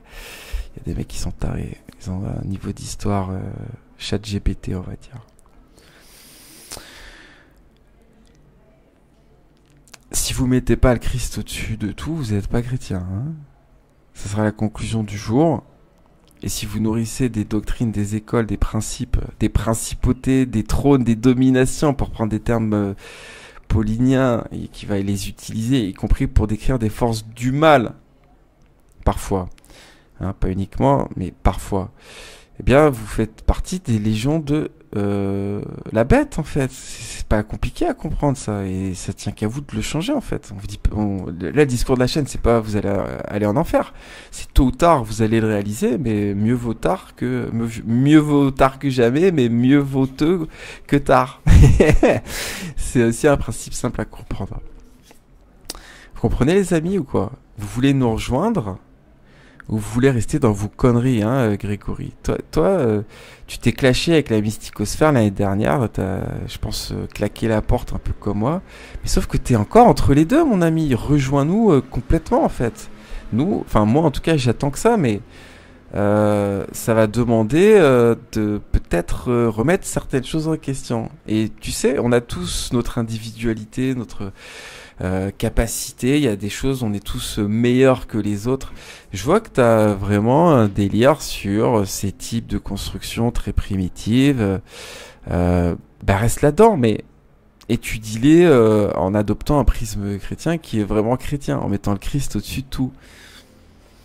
Hein, alors tu peux continuer d'étudier ça. Il y a des gens qui sont de très bons chrétiens, mais qui font un focus dans leur vie, en plus de l'étude du christianisme, sur la religion romaine ou la cuisine romaine ou sur la mécanique des voitures. Ou voilà, chacun a sa spécialité, chacun peut apporter quelque chose au monde. C'est absolument impossible de rester dans le christianisme 24 heures sur 24, 7 jours sur 7. 12 mois par an, 88 ans sur une vie de 88 ans. Mais essayer d'intégrer ça, pour moi, si le chrétien il n'est pas explicitement dans le christianisme tout le temps, il est chrétien 24 heures sur 24 pour moi. Il essaye au maximum en tout cas. Et ce qu'il fait, il essaye de l'intégrer dans un mode de vie qui va servir au christianisme. Donc là, tu le desserres quand tu nous expliques que tes délires énergétiques ou architecturaux, on va dire, même si le terme est pas trop approprié, je sais pas si on peut vraiment parler d'architecture constructive. Ouais, non, c'est encore un mot qui veut dire autre chose. Mais enfin bon, bref, tes troglodytes et tes dolmens, et l'étude de tous ces phénomènes, de toutes ces constructions, tu les intègres pas dans un cadre qui va faire comprendre justement aux gens que oui, on avait un rapport déjà à l'époque avec le sacré, mais que il s'accomplit entre guillemets avec le Christ, bah tu vas lutter contre le Christ, que tu le veuilles ou non, malgré toi, en pensant être chrétien d'ailleurs. Donc sors de cette espèce d'entre-deux. Je pense pas que tu sois débile. Je pense d'ailleurs qu'aucune personne n'est fondamentalement débile. Je pense que des personnes peuvent être temporairement stupide, comme je l'expliquais tout à l'heure pour la team Satan, Crowley et compagnie, ou Blavatsky et compagnie. Il y a trop de monde à avoir en tête. Tout ça, c'est les trois quarts de la dissidence. Vous allez sur GPTV, vous tombez sur Corneille qui va vous parler de Blavatsky en la plébiscitant toutes les 5 minutes. Vous tombez aussi sur des boomers, enfin des personnes de 70 ans. Et je vais vite y arriver, donc il faudrait que j'arrête d'employer ce genre de termes dépréciatifs. Et encore, si j'ai de la chance, dépréciatifs qui vous parlent de Steiner comme dans Héros, avec sa reprise de l'Ahriman zoroastrien dans un contexte anthroposophique qui est que de la théosophie, qui est que de l'occultisme, qui est que de l'ésotérisme, qui est que de la gnose, qui est que de la kabbale, c'est que de la kabbale, tout ça. Si vous comprenez pas que c'est la maison mère de toutes les gnoses à notre époque, vous avez juste rien compris. Y compris la maison mère du pérennialisme. C'est pour ça. Oh bah tiens, c'est bizarre, la plupart des pérennialistes étaient à fond dans la Kabbale. Ça doit être le hasard. Et essayer de faire croire à tout le monde, y compris leurs lecteurs chrétiens, que c'était super. Comme tous les kabbalistes depuis que la Kabbale moderne existe. Ça fait 1000 ans. Voilà, on avait dit moins d'1h30. C'est pas mal, hein. Je dis pour la durée. Après, bon, c'est un gros chaos informationnel. Il y a quand même une ligne directrice qui pourrait être résumé par pérennialisme égale caca, hein. Et voilà, c'est tout. Je vous remercie de mettre des pouces si vous avez apprécié ce monologue électrique, hein. Une pensée pour Grégory en espérant qu'il comprenne tout ça correctement un jour. Il reste avec son prisme progrès contre tradition en fait. J'ai expliqué 1000 fois pourtant avec moultes arguments que le Christ, c'est pas celui qui combat uniquement le progrès. Il me semble dans les évangiles, il passe la moitié de sa vie à combattre le traditionnalisme dévié de son époque. Allô, Grégory, coucou, est-ce que ça te dirait de lire le Nouveau Testament ? Et de sortir de ton prisme, parce que là j'ai ton commentaire sous les yeux, t'es toujours dans ton délire. L'époque moderne est imparfaite, c'est même pas bien du tout. Il faut revenir à la tradition. Le mec, il a pas compris que la Kabbale, ça fait 1000 ans qu'elle pilote à la fois le progrès et la dégénérescence qui va avec, et les forces d'inversion qui vont avec, que le traditionnalisme et les forces de dégénérescence qui vont avec le traditionnalisme. C'est dingue. La gestion des contraires, la gestion des deux piliers de la Kabbale qu'elle engendre elle-même. Il a toujours pas compris ça, c'est une dinguerie. Alors que sur cette chaîne, les derniers mois, je n'ai parlé que de ça en fait, quelque part. Parce que j'ai bien compris. Ok les gars, on a compris que les trans, il y avait peut-être un petit souci, que le progrès, l'éducation un petit peu pédo, il y a un délire, les vagues migratoires, le plan Kelargui, ouais, on peut en discuter, c'est noachisation et compagnie aussi. C'est les évidences, ça, c'est la base de la base en fait. C'est ouais, bien sûr, évidemment. Mais voyons aussi l'autre aspect et ce que vous proposez comme étant la solution, c'est-à-dire le traditionnalisme. Bah, c'est de la chiasse aussi en fait. Traditionnalisme. T'as le résultat sous les yeux avec ce qui se passe dans plein de pays musulmans par exemple, ou tous les disputations de musulmans, ou quand on leur demande bah alors qu'est-ce que tu penses de Aïcha, frère? Qu'est-ce que tu penses du rapport avec Aïcha? On a toujours ces grandes étapes, le mec commence par répondre à côté, puis il va dire c'est pas pareil à notre époque, puis il va finir par dire oui je valide, et alors c'est la parole de Dieu, nique ta mère. C'est toujours pareil, hein. Vous en avez écouté un, vous les avez tous écoutés là-dessus. C'est quoi? C'est du traditionnalisme ça en fait, ok? Alors vous, votre forme de traditionnalisme, c'est plus le traditionnalisme des Esséniens, des Énochiens, de la mystique, de la gnose, des cultes à mystère et compagnie, des gnoses chrétiennes. On a compris. C'est pas exactement la même chose que le traditionnalisme thoraïque, c'est-à-dire judaïsme attardé et islam. Judaïsme attardé égale judaïsme qui n'accepte pas le Christ et qui finit par engendrer et Talmud et Kabbale. Mais enfin bon, c'est un sujet complexe qui mélange les pires du traditionnalisme et les pires du progressisme finalement. Cas particulier, on va dire. Puni. Et qui va donner plein de choses. La culture juive, il y a aussi des gens très bien intentionnés. Obligé de faire le petit disclaimer à chaque fois. Des bonnes personnes, sincèrement, des communautés de dizaines de milliers de juifs chrétiens qui sont en train de, pour la première fois de l'histoire de l'humanité depuis le christianisme primitif, sont des convertis sincères. Leur christianisme encore un peu thoraïque, mais ça va se peaufiner, vous inquiétez pas, ils ont la même Bible, ils ont le même Nouveau Testament, ils vont arriver aux mêmes conclusions que nous tôt ou tard. Et il y en a déjà des juifs qui pensent comme nous. Comme nous, c'est-à-dire sur cette chaîne, culte marial, c'est de la Kabbale c'est pas bien, etc., etc. Eux, ils sont encore dans, le Talmud, pourquoi pas, la Kabbale, pourquoi pas aussi, comme les néo-nazaréens qui sont issus de la culture protestante du 19e siècle. Ils se rejoignent ces deux forces avec un messianisme qui se veut très pur et qui l'est bien plus que le catholicisme sur bien des aspects, mais qui malheureusement reste très thoraïque et finalement peut facilement devenir une espèce de force de noachisation, tout ça. Mais c'est pas le chemin que ça va prendre, vous inquiétez pas, ça va se peaufiner sur des siècles, des décennies, et ça va s'améliorer, j'en suis convaincu, je l'espère de tout mon cœur. Et vous proposez une forme donc de traditionnalisme mystique un peu différent. Donc c'est la version gnostique de tout ça, parce que tous ces courants, les messianistes juifs, les chrétiens juifs sincères, les néo-nazaréens et compagnie, ils sont pas du tout dans la gnose, ils sont anti-gnose la plupart du temps, et ils vont valider la Kabbale parce qu'on leur explique que en vrai c'est pas de la gnose, t'inquiète frère. Bon bref, c'est un peu complexe tout ça au final.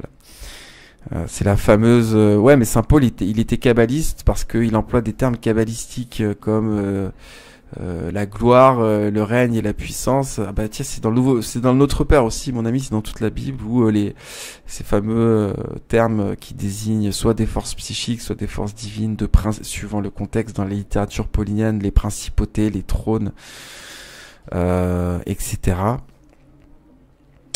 qui sont repris après par la mystique. C'est dans l'Ancien Testament, tout simplement, tout ça. Croyez pas que ça vient des Esséniens, du livre d'Enoch, ou de la Kabbale, évidemment. C'est dans l'Ancien Testament, en fait. C'est dans Ézéchiel, c'est dans Ésaïe, c'est dans tout l'Ancien Testament, en fait.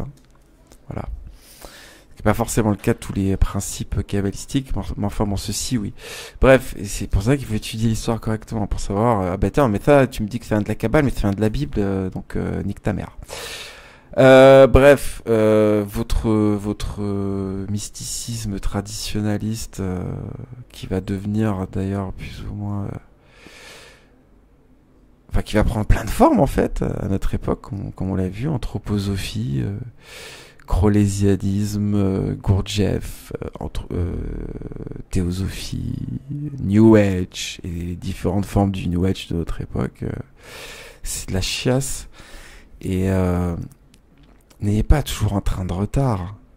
On l'a tous eu le train de retard, mais si tout le monde a tout le temps un train de retard, on n'avance jamais en fait. On n'est jamais dans le train ensemble en fait.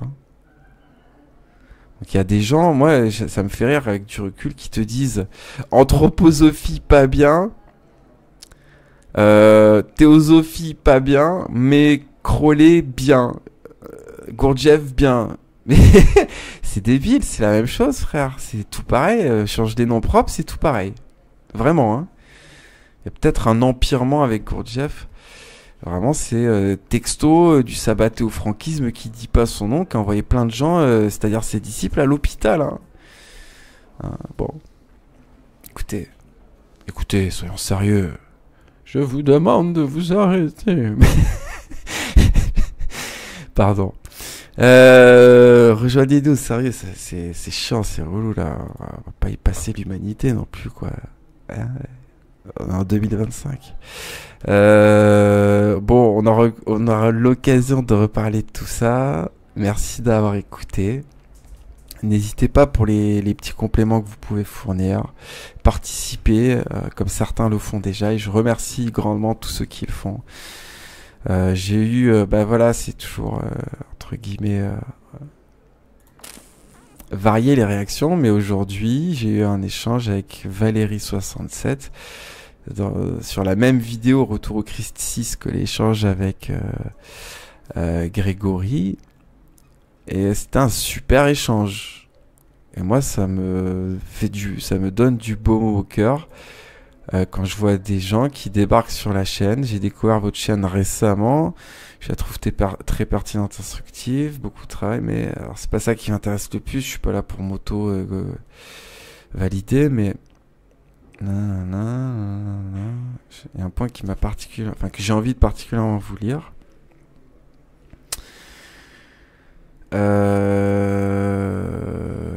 Bon, écoutez, tout simplement, j'ai réalisé que cette personne, peut-être elle a compris certaines choses avec moi, mais elle est arrivée récemment. Et ça veut dire que si elle valide ce que je peux fournir ici et qu'elle est déjà dans un échange où elle va me proposer dans la foulée des constats très intéressants, notamment sur la figure du Christ à partir de Byzance au IVe siècle et tout ce qu'on a modifié à cette période-là. C'est un sujet très intéressant, notamment le Christ aux cheveux longs apparaît à cette période.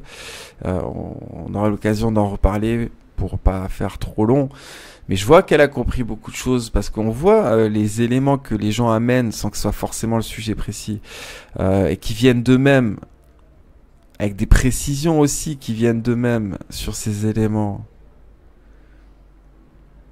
On voit que c'est des gens qui ont déjà taffé en fait, qui grâce à Dieu ont réalisé des choses aussi avant de venir ici, je pense, et qui donc me permettent de réaliser qu'il y a une force à notre époque, qui pour moi est divine, qui nous réunit un peu petit à petit vers la vérité du Christ.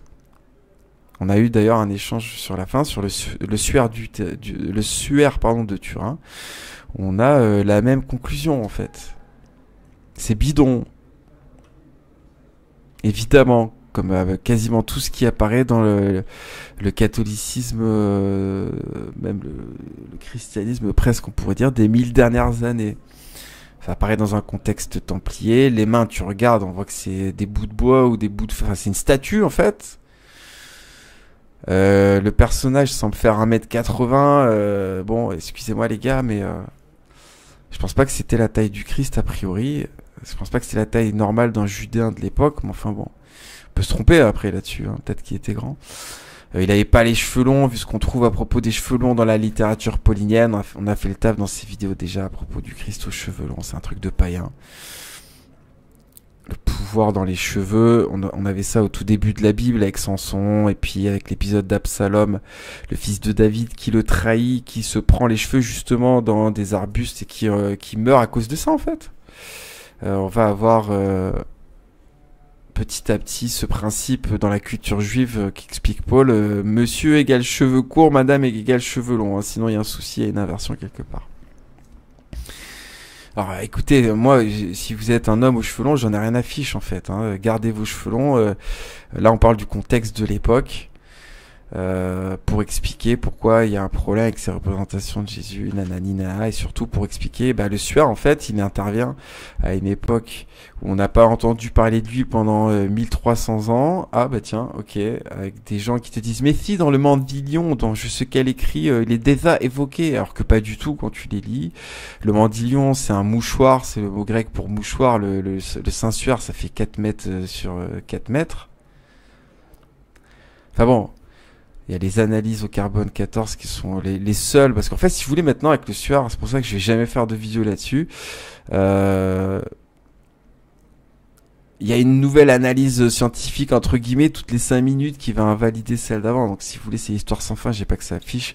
Il suffit de regarder les mains, il suffit de regarder le contexte de naissance, puisque c'est une famille de Templiers qui révèle et partage ce Saint-Suaire. Ah bah tiens, c'est bizarre ça. Il suffit de voir que les premiers catholiques de l'époque, et je peux vous dire qu'un catholique du XIIIe siècle, ou XIVe, je sais plus, c'est pas un catholique du XXe ou du XXIe, hein, il est moins matrixé par la Kabbale, donc voilà, hein, quand il y a du serpent, il le voyait plus vite. Les infiltrations, elles se sont faites dès l'11e, mais petit à petit évidemment, etc. Hein, voilà, j'ai pas envie de faire voilà. Mais si vous voulez, pourquoi c'est important de le dire, bah du coup le Suaire de Turin il est vénéré par des millions et des millions de catholiques, alors que c'est probablement un procédé, je sais pas comment dans le détail, qui a été obtenu en foutant un drap sur une statue ou un espèce de moule inversé d'un templier en fait. Pour donner de la force à la Kabbale, on va dire en bout de course, hein, parce qu'il n'y a pas autre chose que des kabbalistes à l'origine des templiers. Hein.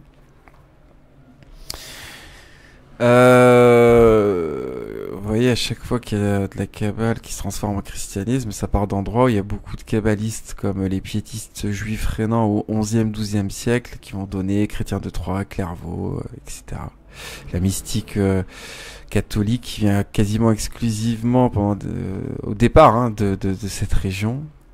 La Lotharingie, d'une manière générale, là où il y avait eu un gros paquet de diasporés khazars. Et en Occitanie, où on a l'école de Posquer ou Porquier, qui va écrire au XIIe le Sefer HaBayar, mais qui existe avant, qui vit, il y a une grosse communauté là-bas depuis toujours. En fait, là, pour le coup, c'est pas forcément du khazar d'ailleurs, qui va mettre en place le Sefer HaBayar. Et c'est dans cette région, comme par hasard, que va naître les manies, les cathares, hein, et la culture de l'amour courtois qu'on a expliqué, débunké entre guillemets pendant un live entier, le numéro 70. Qui n'est que de la gnose, que de la kabbalisation du christianisme. Et elle étudie ce que c'est les principes du catharisme. Bon, c'est vite vu, comme les Bogomiles, d'ailleurs, à la même période ailleurs, un peu plus près de l'Empire khazar, d'ailleurs, pour le coup. Voilà. Alors aussi pour finir, parce qu'on parlait du Suaire de Turin, les Gugus qui ont pignon sur rue partout, dont les bouquins sont en tête de gondole partout, qui fricotent avec Bolloré et compagnie, notamment pas Vincent mais son frère, encore un pseudo-kabbaliste probablement franquiste, qui font des magazines 1000 raisons de croire dans lequel il y a des 666 cachés dans le logo, il n'y a aucun logo chrétien d'ailleurs dans le logo, qui parle que de la Vierge et des apparitions mariales, qui parle que des miracles bidons, style hostie qui lévite autour de cardinal kabbaliste comme cardinal Lustiger à Lourdes. On a fait le taf là-dessus l'année dernière, il y a 1 an et demi, sur Lustiger et compagnie. Il faut aller écouter ça les gars, hein. C'est pas déjà fait. Vous allez tomber de votre tabouret.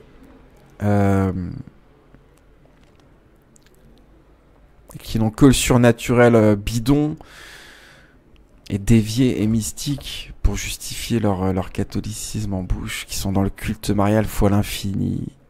Bon, on commence à comprendre ce qu'il y a derrière. Toujours pareil, ce que le système fout partout, leurs bouquins ils sont en tête de gondole partout, ils sont partout sur internet, ils passent à la télé, ils sont probablement financés par Bolloré et compagnie. Ces gens-là, c'est la même énergie du franquisme sioniste pseudo-catholique, dans lequel on pourrait ranger De Villiers, comment il s'appelle, le Premier ministre, Burger King. Ah bon sang, le boss du Baudet. Bon voilà, vous avez compris, Beyrouth, hein, qui est ultra-sioniste comme De Villiers, et qui il y a des histoires de pédocriminalité, on a déjà parlé de tout ça. Je commence à fatiguer. Bon, c'est la même force pensée, c'est News et compagnie, quoi. Voilà, le catholicisme nationaliste français. Bon, ça commence à se voir. En tout cas, moi, j'ai capté j'ai capté le délire. Hein. Je sais pas vous, mais ça me paraît assez évident comment ça fonctionne avec ces acteurs du système des serpents qui se font passer pour des bons petits chrétiens. Après, certains sont peut-être pilotés, genre le mec de 1000 raisons de croire, la Bonacieux, j'en sais rien de ses intentions. Si c'est un acteur ou quelqu'un qui est manipulé par la team Serpent, j'en sais rien, je m'en tape. Voilà, on montre ce qui va pas, on combat des idées, on essaie de révéler des choses importantes selon moi. C'est cool, ça m'aura permis de faire un petit résumé de beaucoup de découvertes récentes un petit peu là aujourd'hui, qui sont balancées comme ça, mais que vous pouvez aller vérifier comme des grands de toute façon. Hein.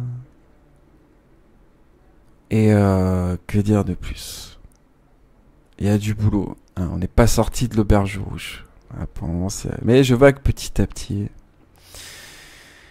ça prend forme dans les cieux et donc ici aussi. Donc merci à vous d'avoir écouté. On fera probablement d'autres émissions sur le pérennialisme. Enfin bon, ça va pas être non plus la semaine prochaine. Pour moi, autant le culte marial, c'est tellement de dévier, hein, la version kabbalisée. Ça fait tellement longtemps que, bah oui, il faut faire le sale boulot là-dessus tous les jours, limite, entre guillemets, régulièrement, ça veut dire. Sur tous les problèmes qui sont malheureusement présents dans notre système culturel depuis des siècles et des siècles. Il y a plus de taf à faire. Pour moi, le pérennialisme, la théosophie et compagnie, bon, c'est moins grave parce que c'est plus récent et je vois qu'il y a quand même beaucoup plus de gens qui comprennent ça que culte marial égale grand remplacement du Christ sinueux depuis 1000 ans. Hein? Je vois qu'il y a quand même beaucoup plus de gens qui captent ça que d'autres éléments plus prégnants, plus vieux dans notre culture. Mais c'est logique en même temps. Parce que, bon, quand on comprend bien, on fout toute la mystique chrétienne des 1000 dernières années aux chiottes. On tire la chasse en ayant de la pitié, de la compassion. Alors, c'est les kabbalistes qui engendrent ça, qui vont dans la chasse avec la fange et toutes les dévotes instrumentalisées. Je pense à 90% des personnages sincères. Hein, des premières dont j'ai oublié les noms parce que c'est des Akrerbom, des noms hollandais, des noms lotharingiens, impossible à prononcer. Mais voilà, les Hildegarde, jusqu'à Sainte Faustine, en passant par Émeric, en passant par Valtorta, en passant par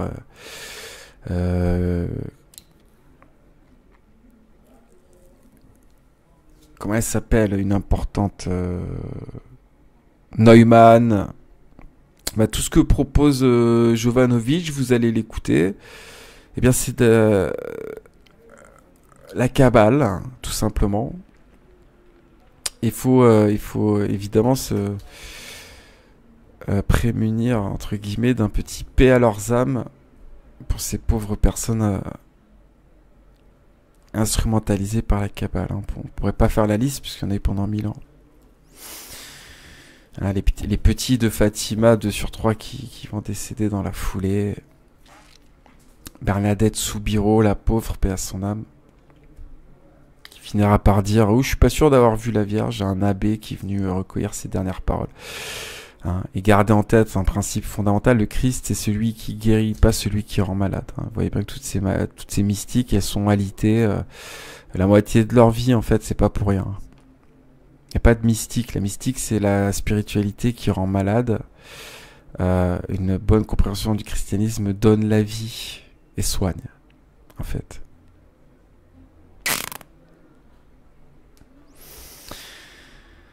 Voilà, on aura l'occasion de reparler de la mystique chrétienne. Il faudrait parler de Padre Pio, un de ces quatre. Tous les stigmatisés avec des trous dans la paume de la main alors que Christ a été cloué par les poignets, ça aussi, bon. Il va falloir en parler un jour plus en détail.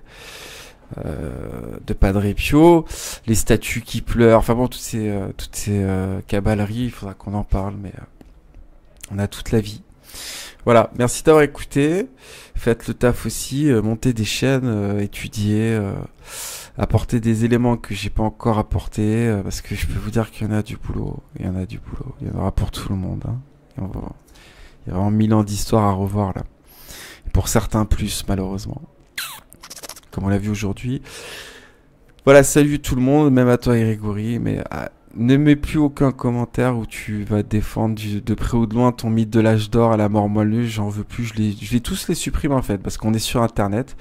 Il y a des gens, ils vont d'abord lire les commentaires pour se faire une idée. Il y a des gens, ils sont naïfs.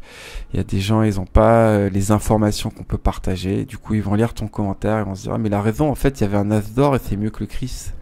Allez, je quitte cette scène et salut la compagnie. Voilà, je veux plus de promotion pour ces idées-là sur ma chaîne de ta part. Si tu veux parler d'autre chose, libre à toi. Même sur cette vidéo, je m'en fous de ton avis, vraiment. Nous, on a compris tout ça, c'est des évidences en fait. Hein, avec beaucoup de points, beaucoup d'indices, de preuves, appelle ça comme tu veux. J'en ai donné un certain panel aujourd'hui. Il y en a plein d'autres en fait. Hein, sinon. On fait des lives de 18h si tu veux un jour. Alors, si tu veux, on fait un débat sur ta chaîne. Ou je sais pas. C'est pas trop mon délire les débats, mais enfin bon. Arrête de pourrir ma chaîne avec tes inepties sur l'âge d'or, s'il te plaît. Voilà, tout simplement. Parce que ça m'énerve et j'en ai marre de rectifier des âneries de basiques, en fait. Que quasiment tout le monde a bien compris sur cette chaîne déjà. Voilà. J'aurais même pas dû faire de live, mais enfin bon, ça permet de nourrir la chaîne et de donner des informations qui peuvent être des clés parfois de compréhension sur certains topics à certaines personnes. Parce que tout le monde n'a pas le temps que j'ai pu avoir ces 2 dernières années pour étudier certaines choses. Je suis pas plus futé que les autres, mais je suis allé affronter un petit peu plus le mal dans l'informationnel. Hein. Je suis pas sur le terrain avec une épée dans les mains, hein, donc j'ai pas à me plaindre. Dieu merci d'ailleurs, merci mon Dieu de me donner cette existence entre guillemets facile, même si on vit tous des choses dures bien sûr. Je me fais pas déchiqueter sous des bombes en Ukraine, en Russie, à Gaza ou ailleurs. Et aide ces gens à sortir de cet embarras. Il est vraiment temps, Seigneur, de détruire ceux qui détruisent la terre. Bref, trop de tunnels dans le tunnel. Sortons du tunnel. Merci d'avoir écouté. Très bonne fin de journée, de soirée. Que son règne vienne. Soyez tous bénis. Et on reparle de tout ça bientôt. Merci beaucoup. Mettez des pouces et partagez. Expliquez ça autour de vous. Faites le taf. Merci, au revoir, soyez bénis.